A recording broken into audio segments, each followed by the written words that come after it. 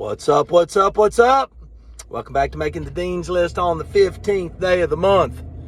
You know, the 15th chapter, the first 5 or 10 verses, talks a lot about kind of how we talk, the importance of our words, and how much weight those words can carry. So I'm just going to encourage you as a leader, let's apply this to our business and realize that sometimes as an owner, our words carry more weight than we think they do. So let's just be cautious of what we say, pray for guidance and wisdom on saying the right things to our teammates and making sure that they have the effects we're trying to ensure they have. So guard our words and actions, guide our words and actions. All right, hope this helps.